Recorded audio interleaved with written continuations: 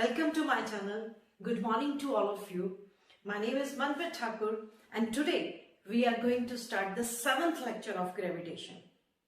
My first question is to find the gravitational field intensity due to a uniform circular ring on its axis. बेटे हमारे पास जैसे we have a uniform circular ring. This is a ring. बीच में इसके कुछ नहीं है, मास नहीं है. We have a uniform circular ring. Mass should be uniformly distributed all over the ring. और ring मैंने कैसे रखनी है? On the plane of the board नहीं होगी, perpendicular to the plane of the board होगा. एंड इसके ऊपर कोई एक्सिस है, इसके सेंटर में से कोई एक्सिस निकल रही है, उस एक्सिस के ऊपर कोई पी पॉइंट है, वहां पे हमने gravitational field intensity find out करनी है due to this uniformly distributed mass जिस रिंग का है उसके कारण. Let's start today's lecture. Okay, I am going to draw the uniform circular ring here. We have a just a uniform circular ring. मैंने पहले ही बता दिया बेटे कि रिंग जो है वो आपकी प्लेन ऑफ द बोर्ड पे नहीं है, perpendicular to the plane of the board होगा. तो मुझे रिंग ऐसे बनानी है और इसकी एक्सिस के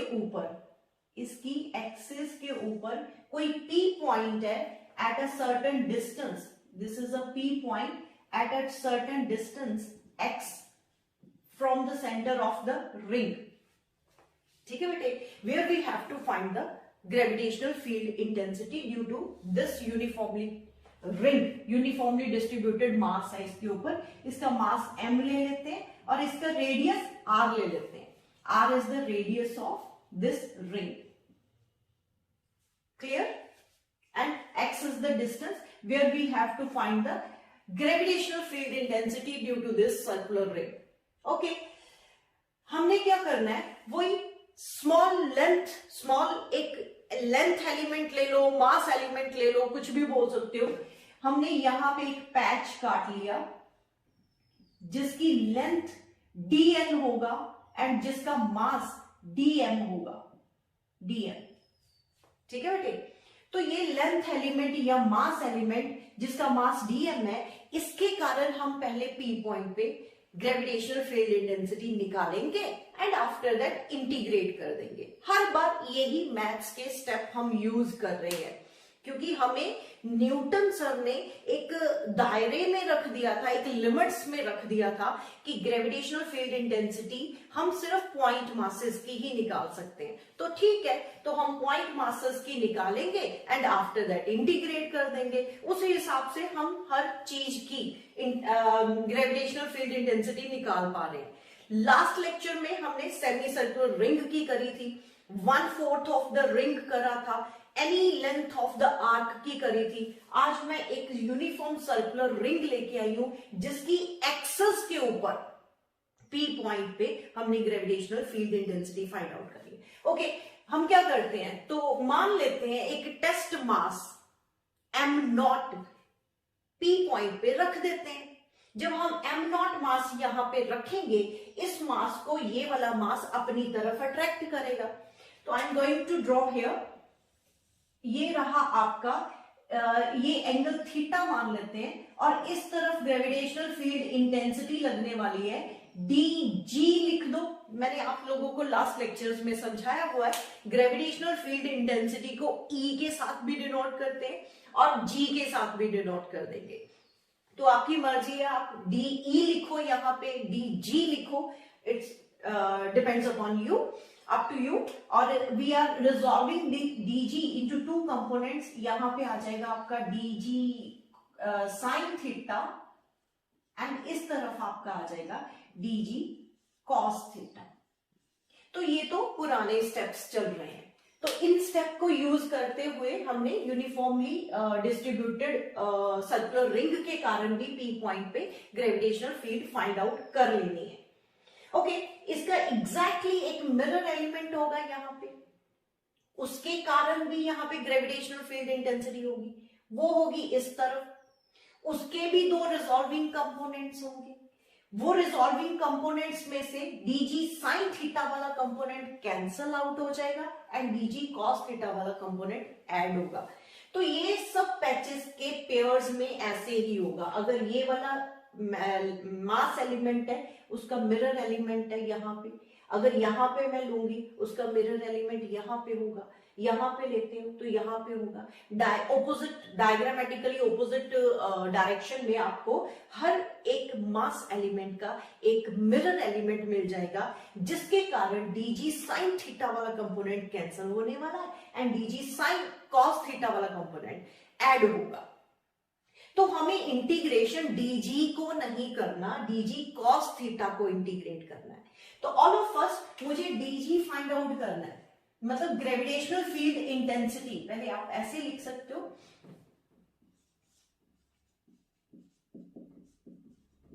ग्रेविटेशनल फील्ड इंटेंसिटी किसकी, at point P due to dm, ये जो मास एलिमेंट है उसके कारण पहले निकाल लेते हैं। ठीक है बेटे, अगर स्मॉल मास है तो स्मॉल उसकी ग्रेविटेशनल फील्ड इंटेंसिटी होगी, जिसको हमने dg लिख दिया, d stands for the small only. तो इसका फॉर्मूला क्या होगा, g dm upon r square. अब ये जो डिस्टेंस है यहां से लेके यहां तक का distance, look at this, Pythagoras theorem लगाएंगे तो यहां पे क्या आ रहा है, under root of x square plus are square आ रहा है। Look at this, this is a right angle triangle having angle theta. ये आपका बेस हुआ, ये आपका परपेंडिकुलर हुआ, तो under root of x square plus are square हो गया।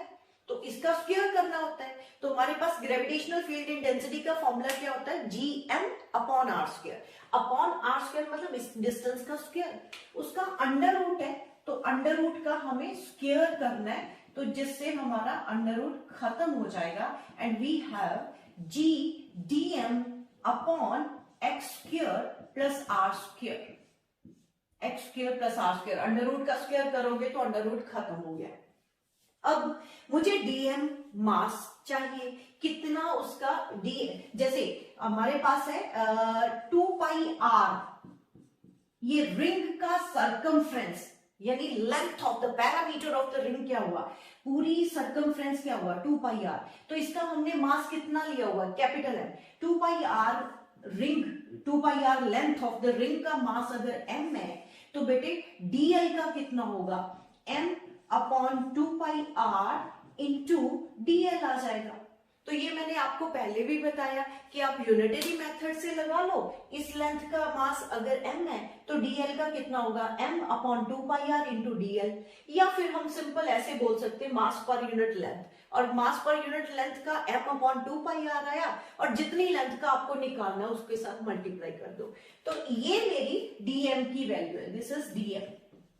तो इसकी वैल्यू मैं यहां पे पुट कर दूंगी, तो मेरे पास आ गया dg is equals to g, वो वैल्यू मैं पुट करने जा रही हूं m dl अपॉन ये X square plus are square और साथ में 2 पाई आर ये लग रहा है, ये वाला m upon 2 pi R into dl, m upon 2 pi R into dl, यहां पे मैंने वैल्यू पुट कर दी। लेकिन फिर वही मैं बात बताती हूँ, इस एलिमेंट के कारण dg जो है अट्रैक्टेड, यहाँ पे अगर मैं m नॉट मास रख देती हूँ, टेस्ट मास हम रख देते हैं, तो उस मास को ग्रेविटेशनल फील्ड इंटेंसिटी उस तरफ लगेगी जिस तरफ उसका फोर्स लग रहा है। तो ये वाला मास उसको अट्रैक्ट कर रहा है अपनी तरफ, इस तरफ ही ग्रेविटेशनल फोर्स लग रही है, इस तरफ ही ग्रेविटेशनल फील्ड इंटेंसिटी होगी।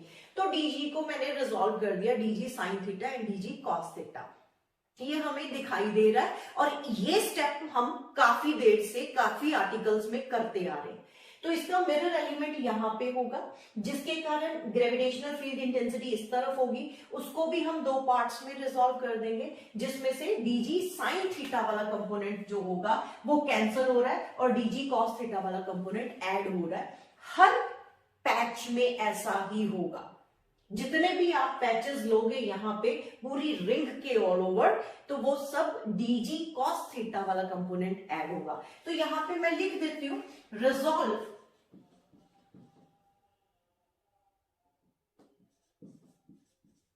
dg into 2 components,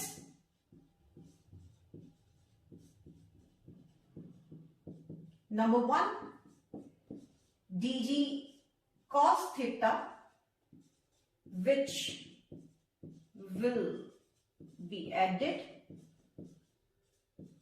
due to all mass elements. और दूसरा कौन सा हम कंपोनेंट ले रहे हैं, dg sin theta which will be cancelled out.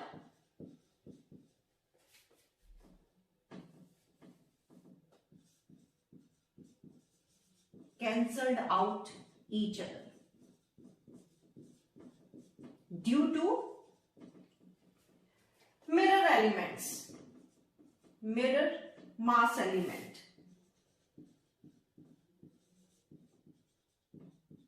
ठीक है ना बेटे, तो आपको ये लिखना है, क्लियर हुआ, dg cos थीटा आपका ऐड होने वाला है एंड dg sin थीटा आपका कैंसल आउट हो जाएगा, हर एलिमेंट के हिसाब से dg sin थीटा एक ऊपर नीचे कैंसल आउट। तो मुझे net gravitational field find out करनी है, तो we have to integrate only dg cos theta.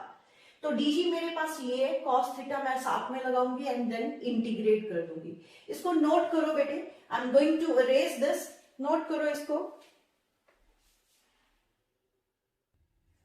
Okay बेटे, हमें टोटल ग्रेविटेशनल फील्ड इंटेंसिटी इस पॉइंट पे अगर पूरी रिंग के कारण फाइंड आउट करनी है तो वो Gp लिख देती हूं P पॉइंट पे, that will be equals to dg cos theta की integration all over the ring, और यहां पे मैं dg की वैल्यू पुट करने जा रही हूं, integral of gm dl upon x square plus r square 2 pi r into cos theta हो जाएगा, इंटू cos थीटा। ठीक है बेटे, अब ध्यान से देखा जाए तो हमें cos थीटा की वैल्यू यहां से फिर मिल जाएगी, तो cos थीटा यहां से निकाल लो, इस ट्राइंगल में से cos theta is equals to क्या होगा, बेस अपॉन हाइपोटेन्यूज, यानी x upon under root of x square plus r square. तो इसकी वैल्यू यहां पे पुट कर देंगे, तो वी हैव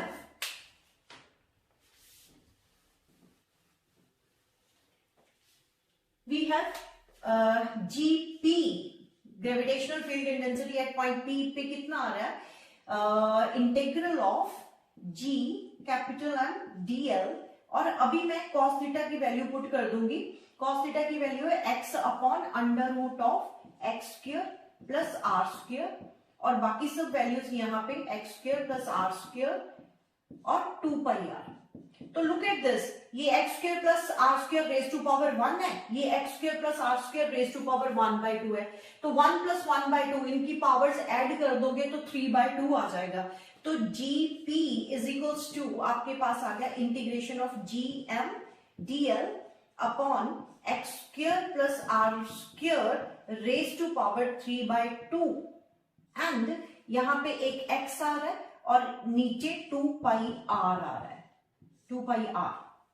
अब हमें देखना वेरिएबल कौन सा है, कौन सी टर्म है जो वेरी कर रही है, g कांस्टेंट बाहर निकाल लेंगे, m constant, x distance, p point का जो डिस्टेंस है वो तो कांस्टेंट ही है ना बेटे। रिंग कैसे पड़ी हुई है, रिंग ऐसे पड़ी हुई है, ऐसे नहीं पड़ी हुई, रिंग ऐसे है और यहाँ पे P पॉइंट है, जहां से मर्जी आप लेंथ एलिमेंट ले लो या मास एलिमेंट ले लो, P पॉइंट का डिस्टेंस वो सेम ही होने वाला है। यहाँ ये सारा जो x डिस्टेंस है that will be constant, that's why take x outside the integration, सब r जो है r is the radius of the ring, वो भी कांस्टेंट है।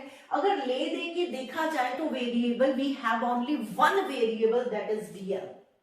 डीएल पैच, अगर इतना पैच हो तो उसकी लेंथ एल है, अगर पैच मैं बढ़ाती जाऊं तो सबसे बड़ा पैच जो होगा पूरी रिंग की लेंथ होगी।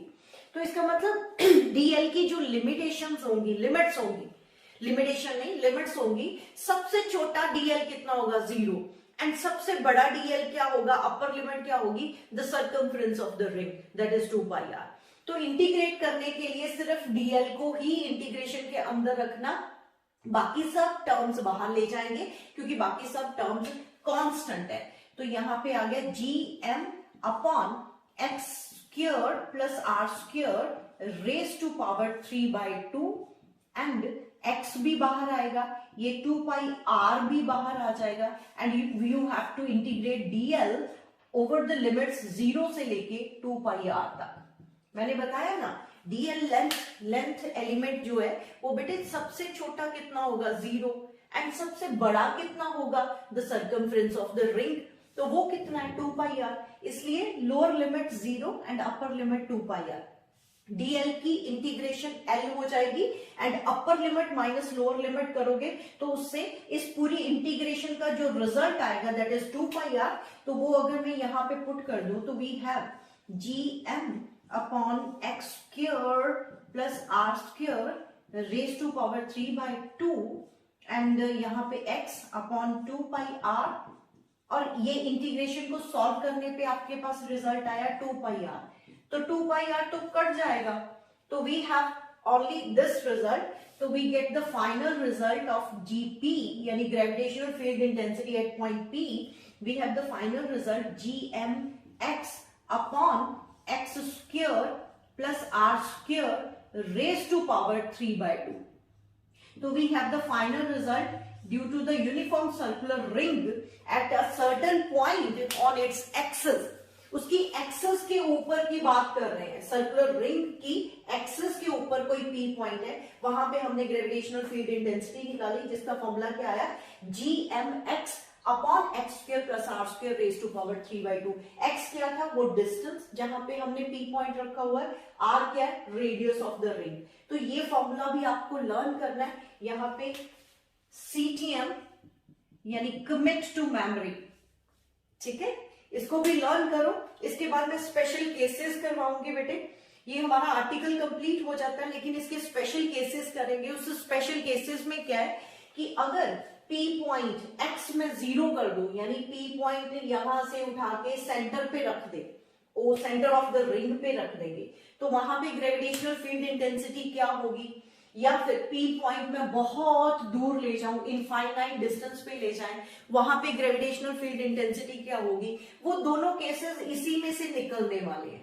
मैं अभी करवा दूंगी ये इरेज करने के बाद, लेकिन थोड़ा सा आइडिया लो। अगर मैं x की वैल्यू यानी P पॉइंट को यहां से उठा के यहां पे ले आऊं O पॉइंट पे, तो x डिस्टेंस 0 होने वाला है, तो अगर आप यहाँ पे x 0 पुट करोगे, 0 इंटू समथिंग 0 हो जाता है, तो gravitational field intensity at the centre of the ring वो 0 होने वाली है। और उसके बाद अगर मैं x पॉइंट यानी P पॉइंट बहुत दूर ले जाऊं, बहुत दूर ले जाऊं मतलब इनफाइनाइट डिस्टेंस पे ले जाऊं, तो वहां पे ग्रेविटेशनल फील्ड इंटेंसिटी भी 0 होने वाली है, क्योंकि यहाँ पे x की वैल्यू आप इंफिनिटी पुट करोगे तो 1/इंफिनिटी क्या होता है 0 होता है। पहले आप ये नोट करो, फिर मैं स्पेशल केसेस करवा देती हूँ इरेज करने के बाद। ओके बेटे, मैंने केस फर्स्ट लिखा हुआ है यहाँ पे, gravitational field strength at a centre of the ring, x अगर 0 हो जाएगा, यहाँ पे x 0 पुट करोगे तो 0 into something gravitational field intensity 0 होने वाली है at the centre of the ring. उसके बाद if x is very very greater than r, मतलब अभी मैंने x इंफिनिटी की बात नहीं कर रही हूँ कि बहुत दूर है, इंफिनिटी पे नहीं गया अभी, इनफाइनाइट डिस्टेंस तो बहुत ज्यादा हो जाता है, उससे पहले उसके पहले की बात करते हैं। तो मेरे कहने का मतलब बहुत दूर है। ओके बेटे, अगर मेरे पास यहाँ पे रिंग है और यहाँ पे तो मुझे यहाँ पे तो ये रिंग दिखाई दे रही है, लेकिन आप बहुत दूर चले जाओ, बहुत दूर चले जाओ, इन्फिनिटी से थोड़ा सा आगे, तो ये रिंग आपको एक पॉइंट मास की तरह दिखेगी। तो पॉइंट मास जैसा ही रिजल्ट हमारा इस केस में आ जाएगा। When x is very very greater than r, तो आप यहाँ पे r को निग्लेक्ट कर दो। अगर मैं यहाँ पे वैल्यू पुट करूं gp is equals to capital G capital M x upon, ये मैं निग्लेक्ट करने वाली हूं, तो x स्क्वायर का 3/2 करोगे तो 2 कट गया, x क्यूब आ जाएगा, एक x कट जाएगा, तो we have the result gm upon X square. Look at this result. तो ये फॉर्मूला तो वही हो गया ना, जैसे हमारे पास क्या होता था, एक पॉइंट मास है जिसका मास m है और x डिस्टेंस पे या r डिस्टेंस पे कोई p पॉइंट है, तो वहां पे ग्रेविटेशनल फील्ड इंटेंसिटी का सीधा फॉर्मूला हम क्या लगाते थे, gm अपॉन एक्स स्क्वायर या r स्क्वायर। तो ये पॉइंट मास का रिजल्ट हो गया। तो यहाँ पे भी we have a point mass result, मतलब दिस रिंग जो हमें पास पे तो बड़ी सी रिंग दिखाई दे रही है, लेकिन अगर बहुत दूर चले जाएं, बहुत दूर मतलब इंफिनिटी से थोड़ी पहले की बात कर रहे हैं, तो वहां पे ग्रेविटेशनल ये जो रिंग है एक्ट लाइक अ पॉइंट मास, और उसका रिजल्ट भी हमें पॉइंट मास जैसा ही मिल रहा है। These are the two cases. अब चलो ये बात भी कर ली, इसका मतलब ये क्या हुआ, तीसरा केस एक और बना देते हो बेटे, केस थर्ड बना देते हैं। अगर x अप्रोचेस टू इंफिनिटी हो जाए, x अप्रोचेस टू इंफिनिटी, अब मैं इनफाइनाइट डिस्टेंस की बात कर रही हूँ, इंफिनिटी पे पहुंचते, तो x अगर अप्रोचेस टू इंफिनिटी हो तो ये 1/इंफिनिटी स्फीयर, इनफाइनाइट स्फीयर हो गया, तो वो 1/इंफिनिटी तो जीरो होता है, तो वहां पे भी ग्रेविटेशनल फील्ड इंटेंसिटी आपकी जीरो होने वाली है, मतलब g at infinity is equals to zero होगी। अब ये कुछ बात समझ नहीं आ रही कि रिंग के सेंटर पे भी ग्रेविटी जीरो, इनफाइनाइट डिस्टेंस पे भी जीरो, तो बीच में मैक्सिमम कहां पे आएगी, इन दो पॉइंट के बीच में हमें कोई ऐसा पॉइंट मिल जाएगा जहां पे gravitational field intensity due to this uniform ring वो मैक्सिमम होने वाली है। वो पॉइंट हम मैक्सिमम फाइंड आउट कर सकते हैं, बकायदा मैं करवा भी दूंगी अभी।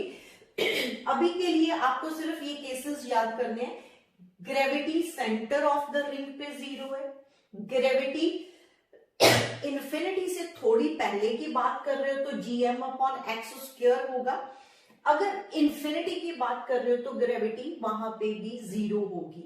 इन्फिनिटी हमने देखी नहीं है, किसी ने नहीं देखी इन्फिनिटी, मतलब इनफाइनाइट डिस्टेंस, मतलब हम कहेंगे जीरो हो सकती है, अप्रोचेस टू भी जीरो कहना ज्यादा एक्यूरेट वर्ड होगा, ठीक है, इसको भी नोट करो बेटे। अब मैं वो पॉइंट निकालूंगी जहां पे हमें इस रिंग के कारण किस डिस्टेंस पे ग्रेविटेशनल फील्ड इंटेंसिटी मैक्सिमम होगी, किस पॉइंट पे, ये रिंग है, रिंग की एक्सिस के ऊपर, ये रिंग है, रिंग की एक्सिस के ऊपर किस पॉइंट पे gravitational field intensity due to this ring maximum होगी, वो मैक्सिमम वाला मैंने पॉइंट निकालना है।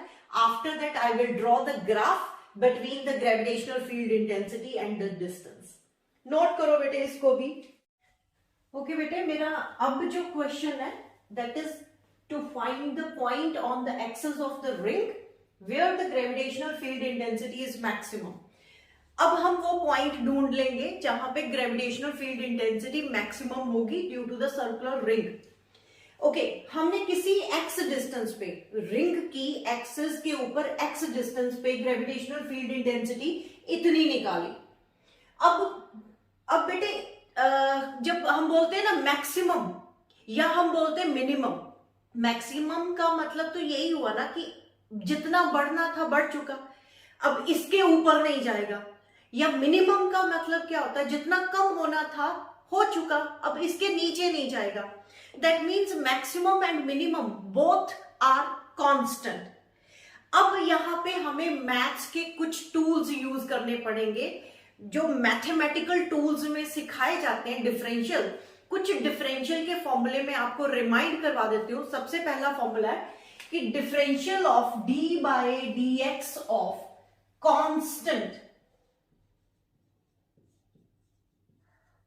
Is equals to zero. बेटे डिफरेंशियल, यहां पे d/dx का मतलब क्या हुआ, जैसे ये ग्रेविटेशनल फील्ड थी x एक्सिस के ऊपर, यानी रिंग की एक्सिस के ऊपर x डिस्टेंस के साथ वेरिएबल थी, मतलब x डिस्टेंस यहां पे होगा, नजदीक आएगा, तो उस पर वेरी कर रही थी, तो वी हैव दिस फॉर्मूला, मतलब x अगर चेंज होगा तो ग्रेविटेशनल फील्ड इंटेंसिटी चेंज होगी, मतलब gravitational field intensity is the variable, किसका वेरिएबल, इसमें कौन सा वेरिएबल हुआ, x के विद रिस्पेक्ट टू ये वेरी हो रही है, कहने का मतलब ये है। अब डिफरेंशियल हमें करना है with respect to x because x is the variable, जो चीज कांस्टेंट हो वो जीरो उसका डिफरेंशियल होगा। डिफरेंशियल का मतलब क्या होता है, किसी चीज का x के विद रिस्पेक्ट टू चेंज होना, जो चीज कांस्टेंट है वो तो चेंज हो नहीं रही, इसका मतलब उसका differential with respect to x zero होगा। अब मान लेते हैं किसी x डिस्टेंस पे ग्रेविटेशनल फील्ड मैक्सिमम हो गई, मान के चलते हैं, लेट कर लेते हैं let at x gravitational field becomes gp becomes maximum. तो बेटे differential of gp with respect to x वो जीरो होनी चाहिए, क्योंकि मैंने मान लिया ना कि ग्रेविटेशनल फील्ड इंटेंसिटी जो है वो x डिस्टेंस पे मैक्सिमम है। तो मैक्सिमम मतलब कांस्टेंट है, कांस्टेंट की डिफरेंशियल जीरो होती है, तो इसका मतलब D G P upon D X is equal to zero होगा। तो मुझे इसकी डिफरेंशियल करनी है और जीरो के बराबर पुट करनी है और x की वैल्यू फाइंड आउट कर लेनी है। वो x मेरे पास पॉइंट आ जाएगा जहां पे मुझे ग्रेविटेशनल फील्ड इंटेंसिटी मैक्सिमम मिलेगी। Got it? अब यहां पे मुझे डिफरेंशियल की एक और टर्म यूज करनी है, वो भी मैं बता देती हूं, D by D x of u upon v वाला फॉर्मूला, u अपॉन v। बेटे देखो, जिन्होंने मैथमेटिकल टूल्स स्टार्टिंग में करे हुए हैं जहां पे हम लोग डिफरेंशियल या इंटीग्रेशन सिखाते हैं, जितनी आप लोगों को जरूरत हो, अगर तो वो करे हैं तो ये सब इजी लगेगा। जिन्होंने नहीं करा उनको थोड़ा टफ लगेगा, उनके लिए मैं ये रिपीट करवा रही हूं, रिवाइज करवा रही हूं कि u अपॉन v का डिफरेंशियल का फॉर्मूला क्या होता है। यहां पे बेटे, यहां पे सबसे पहले आएगा नीचे v square. u upon v क्या है? u and v are the two functions of x। x के दो फंक्शंस हैं, उनको डिवाइड कर रहे हैं हम, और उसका फॉर्मूला क्या है? नीचे आएगा v स्क्वायर, यहां पे v differential of u du by D x minus u differential of v। ठीक है बेटे, क्या करा?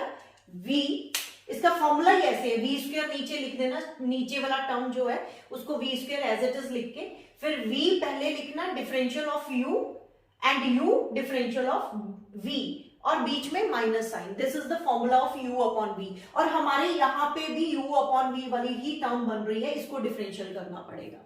ठीक है बेटे, एक चीज ये नोट करो, और एक नोट करेंगे हम यहां पे एक और डिफरेंशियल का फॉर्मूला बताती हूँ, D by D x of, यहां पे मुझे जरूरत पड़ेगी तो R square plus x square raise to power 3/2 की डिफरेंशियल मुझे यहां पे जरूरत पड़ेगी।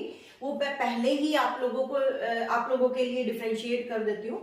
बेटे क्या करते हैं, D by D x of, इससे पहले एक और फॉर्मूला माइंड में रख लो, वो होता है D by D x of X raise to power N हो तो उसकी डिफरेंशियल क्या होती है?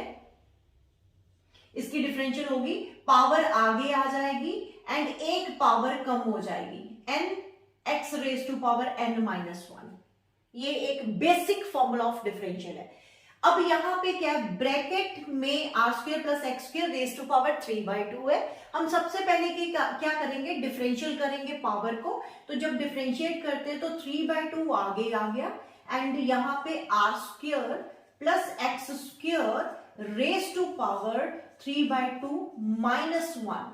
3/2 माइनस 1 करोगे तो 1/2 आ जाएगा। लेकिन यहां पे डिफरेंशियल खत्म नहीं हुई, अभी तक आपने सिर्फ पावर को ही डिफरेंशिएट कर रहा है। अब आपको ब्रैकेट को भी डिफरेंशिएट करना है, D by D x of r square plus x square, इसको भी डिफरेंशिएट करना है।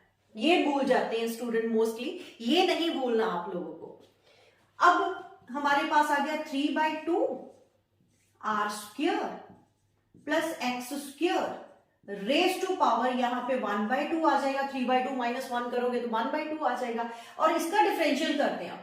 जब इसका डिफरेंशियल करेंगे, व्हाट इज आर?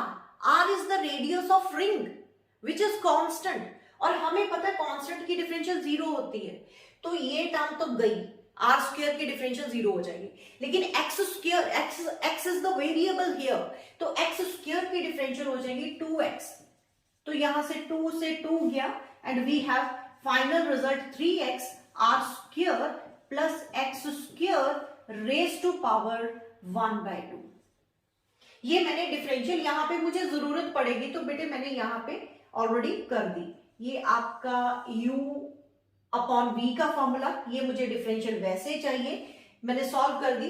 अब हम u अपॉन v वाला फॉर्मूला यहां पे अप्लाई कर देते हैं, ऊपर वाली टर्म u एंड नीचे वाली टर्म v। ये मैं यहाँ पे डालने जा रही हूं। तो d by D x of u upon v, इसकी वैल्यू मैं पुट करती हूं यहाँ पे, G M x upon r square plus x square raise to power 3/2, raise to power 3/2, ये u अपॉन v फॉर्मूला, ठीक है। D by D x of this is equal to ये 0 होगा। अब मैं इसका फॉर्मूला ये वाला अप्लाई करने जा रही हूं। नीचे वाले का ये जो v है उसका स्क्वायर होगा, तो बेटे r square plus x square raise to power 3/2 का स्क्वायर करोगे तो सिर्फ 3 रह जाएगा, क्यूब रह जाएगा, ये 2 कट जाएगा। अभी v को ही यहां पे लिखना है, मतलब r square plus x square raise to power 3/2 as it is लिख लिया। बेटे एक और काम करते हैं, यहाँ पे जी एम कॉन्स्टेंट, इसको बाहर निकालो, पहले ही बाहर निकाल लेते, जस्ट वेट।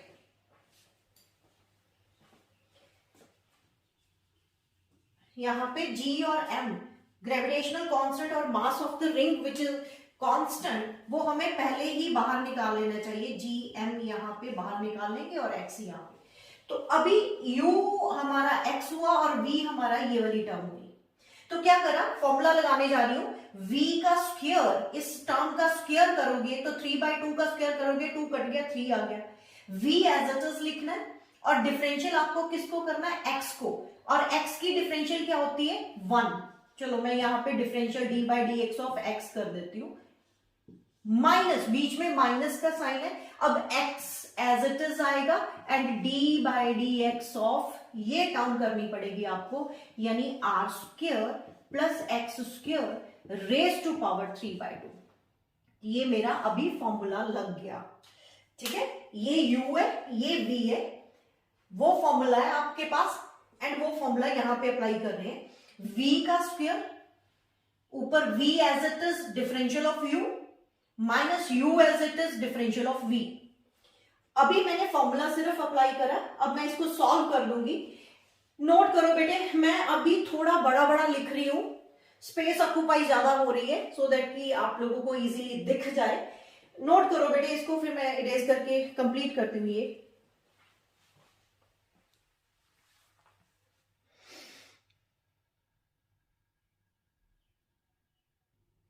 ओके बेटे, अब ये मैं डिफरेंशियल करने जा रही हूं।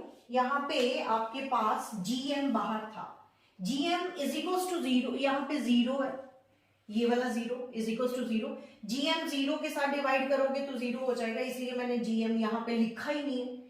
अब ये डिफरेंशियल हम कंप्लीट करते हैं, r square plus x square raise to power 3/2 as it is and differential of x is 1, तो इंटू 1 आ गया, माइनस x। अब इसकी डिफरेंशियल हमने ऑलरेडी यहां पे सॉल्व करी थी, आप लोगों ने नोट कर लिया ना। तो यहां पे जो डिफरेंशियल आई थी वो मैं यहां पे लिख देती हूं अभी बेटे डायरेक्ट। तो वो मेरे पास आई थी, यस, वो आ रही थी 3x x square plus are square raise to power 1/2 divided by, आपके पास आ रहा है x square plus are square raise to power 3 which is equals to 0, which is equals to 0। Just wait बेटे। ओके देखो यहाँ पे इज इक्वल्स टू 0 चलता जा रहा है, क्योंकि differential of maximum term is equals to 0 0 0। जो भी कांस्टेंट टर्म्स आ रही हैं या कॉमन जो भी आ रहा है उसको तो इस तरफ लेके 0 कर दो। अब ये जो नीचे वाली टर्म है 0 के साथ मल्टीप्लाई करूंगी तो वो 0 हो जाएगा, इसको भी खत्म कर दो। तो जो सॉल्व करके हमारे पास आया that is r square plus x square raise to power 3/2, ये आ रहा है, माइनस 3x स्क्वायर, ये x इंटू एक्स स्क्वायर, और यहाँ पे x square plus are square raise to power 1/2 आ रहा है, इज इक्वल टू 0 कर रही हूं बेटे, ये वाली टर्म भी उसके साथ मल्टीप्लाई होके खत्म हो जाती है। अब यहाँ पे थोड़ा सा सॉल्व करेंगे, ये r square plus x square या x square plus are square, बेटे कोई कहीं पे मेरे पास ये लिखा गया, मेरे आगे पीछे कर दिया मैंने, तो कोई चक्कर नहीं है, r square plus x square कर सकते हो यहाँ पे। तो यहाँ पे मैं r square plus x square ही कर देती हूँ, जस्ट वेट।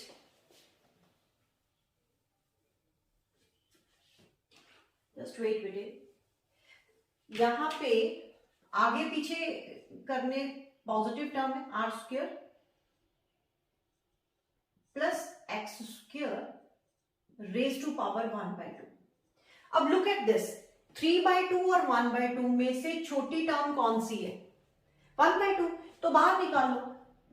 आपके पास r square plus x square raise to power 1/2 बाहर आ जाएगी, और अंदर ये कितना रह गया बेटे? 3/2 किसके इक्वल होता है? 1/2 प्लस 1 के इक्वल। 1/2 प्लस 1 करोगे तो 3/2 आएगा ना, तो जिसमें से आपने 1/2 बाहर निकाल लिया, एक पावर वाला अंदर रह जाएगा, यानी r square plus x square एक पावर इसकी अंदर रह गई, और यहाँ पे ये तो बाहर निकल गया था, और यहाँ पे क्या आया? 3x square is equal to 0। तो ये भी जो कॉमन निकाला है 0 के नीचे लेके जाओ, खत्म करो, और हमारे पास फाइनली क्या आ गया? R square plus x square minus 3x square is equal to 0, और r square minus 2x square is equal to 0। And यहाँ पे अगर मैं x निकालती हूं तो वो निकलेगा r/2, उसका अंडर रूट ऑफ 2 आ जाएगा, और प्लस माइनस 2 साइन, क्योंकि परफेक्ट स्क्वायर है ना। यहाँ पे एक स्टेप मैंने क्या करा, ये उधर लेके गए 2x स्क्वायर, तो आपके पास x square is equal to आ गया r स्क्वायर अपॉन 2, उसका अंडर रूट करोगे तो स्क्वायर रूट हटा दोगे, तो स्क्वायर रूट करोगे तो प्लस माइनस r/√2 आएगा। जब परफेक्ट स्क्वायर हो तो पॉजिटिव और नेगेटिव दोनों टर्म्स आती हैं, ये मैथ्स में हम लोगों ने सीखा हुआ है। तो वी हैव द 2 पॉइंट्स, यानी we have the 2 values of x where we get the maximum gravitational field intensity due to the circular ring. Due to the circular ring मतलब रिंग के एक्सिस के ऊपर पॉजिटिव एक्स एक्सिस पे r/√2 point होगा, जहां पे हमें maximum gravitational field मिलेगी, एंड नेगेटिव एक्स एक्सिस की तरफ भी r/√2 पॉइंट होगा, जहां पे हमें ग्रेविटेशनल फील्ड इंटेंसिटी मैक्सिमम मिलने वाली। तो हमने 3 पॉइंट कौन कौन से करे? एक तो हमने पढ़ा रिंग के सेंटर पे ग्रेविटेशनल फील्ड इंटेंसिटी 0 है। एक हमने पढ़ा कि इनफाइनाइट डिस्टेंस पे ग्रेविटेशनल फील्ड इंटेंसिटी 0 है, लेकिन इंफिनिटी और सेंटर के बीच में हमें 2 पॉइंट ऐसे मिले जहां पे हमें ग्रेविटेशनल फील्ड इंटेंसिटी मैक्सिमम मिल रही है। एक पॉजिटिव एक्स एक्सिस की तरफ r/√2 पे एक मैक्सिमम ग्रेविटेशनल फील्ड मिलेगी, और एक नेगेटिव एक्स एक्सिस के ऊपर भी x जब r/√2 होगा वहां पे हमें ग्रेविटेशनल फील्ड इंटेंसिटी मैक्सिमम मिलेगी। ये नोट करो बेटे। अब मैं आप लोगों के लिए ड्रॉ करूंगी graph which is more important. उसके लिए आपको ये कंसेप्ट समझना ही था। करवाने को तो टीचर बेटे सीधा भी करवा सकता है कि इस पॉइंट पे रट्टा लगा लो, फिर इस पॉइंट पे r/√2 पे आपको मैक्सिमम ग्रेविटेशनल फील्ड इंटेंसिटी मिल जाएगी, ये आप लर्न भी कर सकते हो। लेकिन बेटे क्रैमिंग विद अंडरस्टैंडिंग होना, आपको एक बार ये पता होना जरूरी है कि क्यों वहां पे हमें मैक्सिमम ग्रेविटेशनल फील्ड मिली और हम कैसे कैलकुलेट कर सकते हैं। तो ये सब पॉइंट इंपॉर्टेंट होते हैं। वेरी फर्स्ट अटेम्प्ट में आप लोगों को ये सब करना ही पड़ेगा। और दूसरी बात ये इतना याद रखो, कोई भी एंट्रेंस टेस्ट अगर आपने क्लियर करना है तो इन आर्टिकल्स में आपको कमांड बनानी ही पड़ेगी। Without doing this, without understanding the differential steps आप नहीं कर पाओगे। फिजिक्स मैथ्स के बिना नहीं चलती, सीधी सी बात है। तो आपको अंडरस्टैंड करना ही पड़ेगा। अब ये नोट करो, मैं ड्रॉ करने जा रही हूं graph of gravitational field intensity versus x के with respect to gravitational field intensity का ग्राफ बनाते हैं। नोट करो बेटे इसको।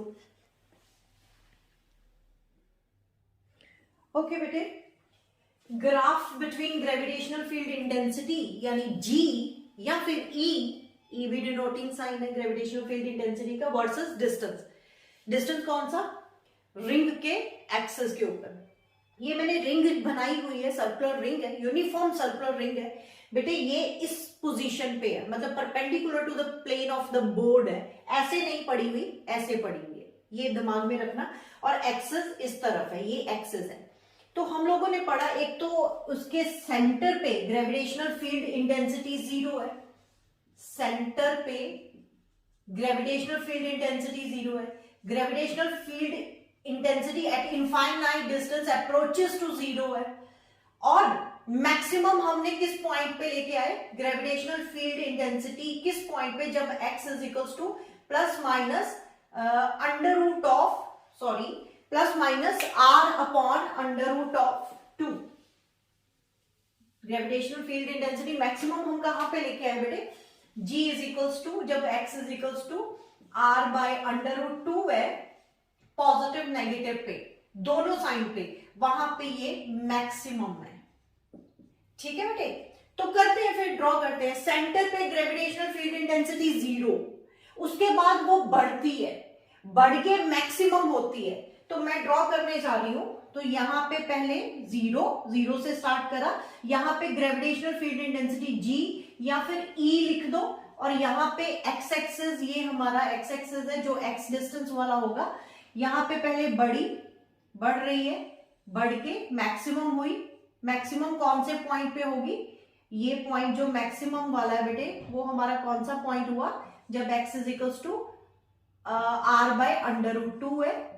तो उसके बाद फिर गिरने शुरू हुई, डिक्रीज करी, डिक्रीज करने के बाद अप्रोचेस टू 0, ठीक है, सेंटर पे 0, उसके बाद बढ़ रही है, मैक्सिमम हुई कौन से पॉइंट पे, r by under root 2 point पे, एंड उसके बाद डिक्रीज करेगी and approaches to 0 at infinite distance. अगर बेटे ये नेचर ऑफ द ग्राफ इस तरफ ऐसी है, तो दूसरी तरफ भी होगा, तो दूसरी तरफ ग्राफ मतलब नेगेटिव एक्स एक्सिस की तरफ भी होगा, तो वहां पे ग्राफ क्या बनेगा बेटे, यहां पे फिर 0 बढ़ी, बढ़ने के बाद मैक्सिमम हुई, मैक्सिमम के बाद वो अप्रोचेस टू 0 हो जाएगा, और ये भी आपका मैक्सिमम पॉइंट ही आएगा। यहां पे भी g मैक्सिमम है, पॉइंट टू बी नोटेड, यहां पे भी ग्रेविटेशनल फील्ड इंटेंसिटी मैक्सिमम है, मैक्सिमम लिखना, ये मत सोचना यहां पे मैक्सिमम यहां पे मिनिमम, नहीं। तो ये आपका point x is equals to minus r by under root 2 है, minus r by under root 2। अब आप पूछ सकते हो कि मैम आपने यहां पे ग्राफ पॉजिटिव y एक्सिस की तरफ बनाया, इस तरफ नेगेटिव y एक्सिस की तरफ बनाया, ऐसा क्यों है? एक क्वेश्चन आया था बेटे एंट्रेंस में, वहां पे उन्होंने बोला था graph between gravitational field intensity and distance, उसकी 4 ऑप्शन दी हुई थी, ऑप्शन में से एक ऑप्शन आपने टिक करनी थी, लॉट ऑफ ग्राफ बने हुए थे, वहां पे एक ऑप्शन में ऐसा ग्राफ भी था, ये ग्राफ ऐसे बना हुआ है, ये वाला ग्राफ ऊपर बना हुआ था, वो भी रॉन्ग है। यहां पे ये ग्राफ मैंने ऐसे क्यों बनाया, क्योंकि बेटे ये रिंग है, दिस इज रिंग एंड ये positive x axis, this is ring and positive axis, और इधर नेगेटिव एक्सिस। मैं क्या करूंगी, जब मैंने gravitational field intensity find out करनी है, तो इस पॉइंट पे मैं एम नॉट टेस्ट मास रख रही हूं, तो ये रिंग वाला जो मास है एम नॉट मास को अपनी तरफ इस तरफ खींच रहा है, यानी इस तरफ वो एम नॉट मास इस तरफ आएगा, इसकी तरफ ग्रेविटेशनल फील्ड इंटेंसिटी। तो अगर ये एम नॉट मास टेस्ट मास मैं इस तरफ ले आऊं, तो वो इस तरफ अट्रैक्ट होगा टुवर्ड द सर्कुलर रिंग, दोनों डायरेक्शन ऑपोजिट है, इस तरफ रखोगे तो इधर अट्रैक्ट हो रहा है टुवर्ड मी, और इस तरफ टेस्ट मास रखते हो तो टुवर्ड रिंग हो रहा है, मतलब अवे फ्रॉम मी, तो मतलब both the direction are opposite. तो electric field intensity is a vector quantity, अगर ये वाली डायरेक्शन को पॉजिटिव ले रहे हो यानी ऊपर ग्राफ बना रहे हो, तो ये वाली डायरेक्शन को नेगेटिव लोगे यानी नीचे ग्राफ बनेगा। तो ग्राफ में ये ऑप्शन टिक करनी थी। पहले तो आपको ग्राफ की नेचर पता होनी चाहिए, कहां पे 0, कहां पे मैक्सिमम, फिर इंफिनिटी पे 0, ये ग्राफ की नेचर क्लियर होनी चाहिए थी। एंड उसके बाद ये भी कंसेप्ट क्लियर होना चाहिए था कि पॉजिटिव एक्स एक्सिस के केस में अगर ऊपर बना रहे हो तो नेगेटिव एक्स एक्सिस के केस में नीचे बनाना पड़ेगा। ये सब नोट करो बेटे। अगर आपको फिजिक्स में कमांड बनानी है, if you want to do something special, then you should step up your efforts. ये सिलेबस, बोर्ड का सिलेबस, बुकिश लैंग्वेज, ये सब तो कर लोगे, बट अगर स्पेशल कुछ करना चाहते हो, एंट्रेंस क्लियर करना चाहते हो, तो you should step up your efforts, तभी आप कुछ गेन कर पाओगे। मैं आपका ये टुडेज लेक्चर बेटे आज कंप्लीट करने जा रही हूँ, और thanks for watching my videos. All the very best.